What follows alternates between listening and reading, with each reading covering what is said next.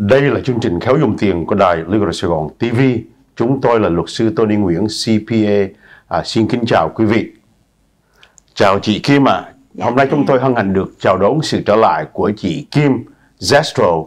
Chị là CEO và chủ một cái công ty tên là Vites, một công ty chuyên giúp kiếm việc làm cho cả hai bên, employer lẫn employee. Tuần trước chúng tôi có nói chuyện với quý vị về làm sao để kiếm việc làm, where to look for a job.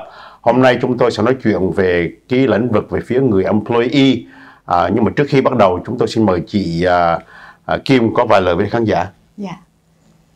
Again, mình tên là Kim Nguyễn Zestro và rất là được hân hạnh được trở lại cái chương trình bữa nay.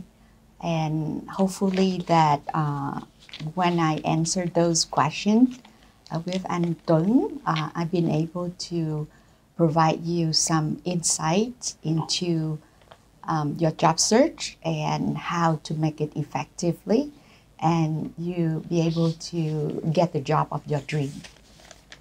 So let's get on to it. Chào chị Kim ạ. Welcome back. Hôm nay mình nói chuyện về cái resume. Vâng, tuần trước tôi có nói chuyện với lại chị là lúc mà mình có chị Ngọc Tịnh có nói là sẽ nói chuyện với chị Kim về vấn đề xin việc làm. Chúng tôi lại nghĩ đến cách đây mấy chục năm mà lúc mà chúng tôi vừa học ra trường xong rồi dọn về tiểu bang Cali xong rồi bắt đầu đi kiếm việc làm.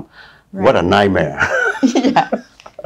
Tại vì thời đó chưa có internet chị biết không, cho nên chúng tôi phải gửi ra cả hàng trăm cái resume, tại vì mình muốn gửi những chỗ mình thích làm.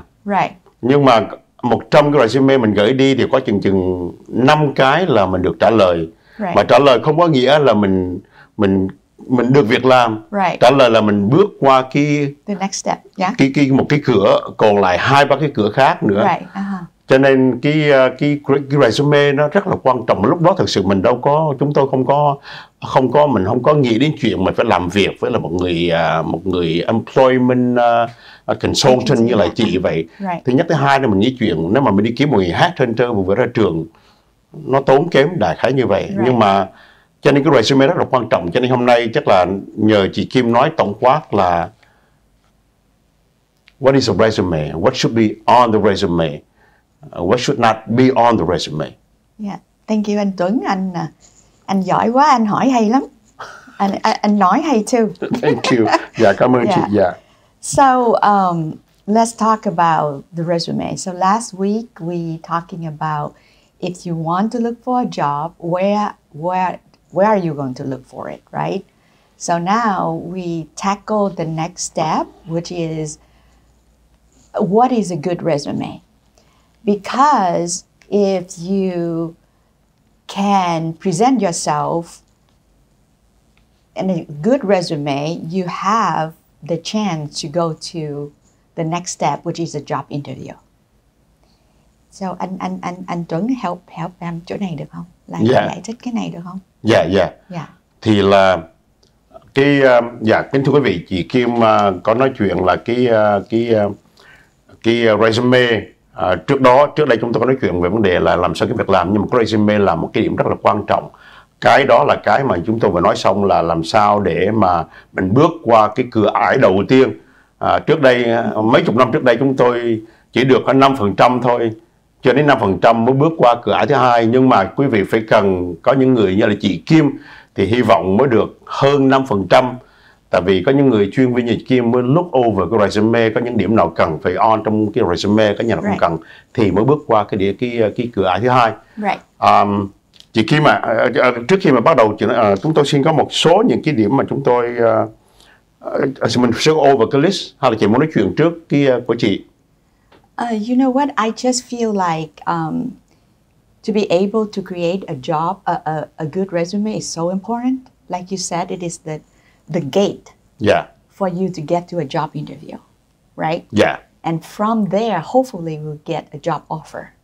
So I really want to spend some time on this topic to show our communities and job seekers what what needs to be there and how to present your best. Yeah.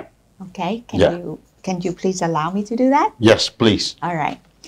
So, you know, the common question that a lot of time people will ask me is that, should my resume on a chronological order, you know, or should it be written in a way that highlight my skills? So the answer is, it depends on your experience and background. If you have a very good flow, a very progressive path of experience and skills for your career, the chronological order is the one that you should follow. And actually, employers, you know, hiring managers, we prefer that. So let me give you an example so it is easier to get this point. Let's say you started your employment as an accounting clerk, right? And then during that time, you went to school to get a degree in accounting. And then after you got your degree, you decided to leave your job and to apply for another position that can utilize your education and your experience. So now you got a job as, let's say, a cost accountant at a small company. So after 5-6 years, you decided to move on because you feel like you're ready for it. So you apply for a position, either a staff accountant with a bigger company, a better pay, that kind of thing. And then after that, you shooting for the senior accounting position. So it is a very consistent, progressive path of your career. You want to use the chronological order to show that. And we want to see it, right? Now, let's say you are you freshly graduated from college. So you don't have much experience. You haven't had a work history much anywhere. So the best way for you is just highlight your skills, what you learned at school, what kind of experience you acquire through the internship or volunteer, whatever. So you want to do that to make up for the short of experience at the workplace. So can you help them with that? Dạ, kính thưa quý vị, chị Kim có nói là có nhiều người thắc mắc là trong cái resume của mình đó, thì là mình nên để theo thứ tự thời gian hay là theo thứ tự theo cái skill của mình. Right. Thì là chị theo cái expertise, kinh nghiệm và chuyên nghiệp của chị Kim đó, thì là mình nên để theo thứ tự thời gian, không, tức là người mà employer thích như vậy, với điều kiện là mình bắt đầu những cái việc làm nó khác nhau. Thí dụ chị Kim nói, ví dụ là hồi xưa mình trong thời gian mình vừa đi học, mình đi làm accounting clerk, mình học xong rồi ra trường mình đi xin việc làm cost accountant, sau đó mình lại nhảy sang mình làm senior accountant, rồi sau đó là mình lại muốn xin việc làm một cái hãng lớn khác cho staff accountant, thì mình nên làm theo thứ tự là thời gian. Right, it's progressive. Yeah. Và tức là theo cái tiến bộ về cái thời gian của mình trong những năm vừa rồi.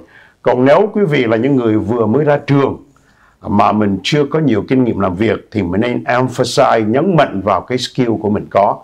Thì đó là hai cái loại resumes mà chị Kim vừa mới đề nghị xong. Right, yeah.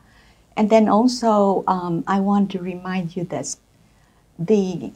You need to put effort in, so when you write a resume, the language description need to be accurate. For example, I read a resume of an engineer. All the bullet points that he would put knowledge of, familiar with. So from the knowledge of and familiar with to be competent and have expertise or good at it, two different things. So if you put on your resume that you just have knowledge of or familiar with, it doesn't show the competency in that area. But sometimes when I address this with this particular candidate, he was not aware of it.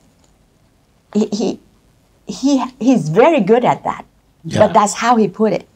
So make sure that you use a accurate language to describe your skills level. And then the important thing also is that you do not mention anything that is not related to the position you're applying for. Because if you do so, it would not do you any good, but just cause more harm to it. And the example here is that a true story too, like we have this company in Irvine Spectrum, and they placed an order for front desk receptionist. So at that time, we submitted a resume that I would think it a slam dunk, because this lady has been like holding the position of receptionist and front desk for almost 10 years. She has the phone skills. She knows how to pre-screen phones, you know. She's very presentable. She has a nice voice. But then the next thing, I received a phone call from my client. They rejected her. So I didn't expect that. Yeah. So I asked them why. She has all the, you know, qualifications, her employment very consistent in the area you want. So she points out, the HR director points out to me that at the end of the candidate resume, there's one single line. It shows that the year is very recent, that she, the candidate, spent 1 year to attend a cosmetology school. So what does that mean? It means that this candidate does not take the position for long term, because she has changed her mind. She has invested 1 year in a different field. Yeah, different field. Yeah. So understand that we hiring managers, you know, we read your resume and we try to read between the lines. Yeah. To know exactly, to get who you are, what you want, and what you are capable of. Thank you, chị Kim. We'll take a commercial break. We'll come back. Yeah. Chúng tôi xin quý vị vẫn tiếp tục theo dõi chương trình. Chúng tôi sẽ trở lại trong giây phút.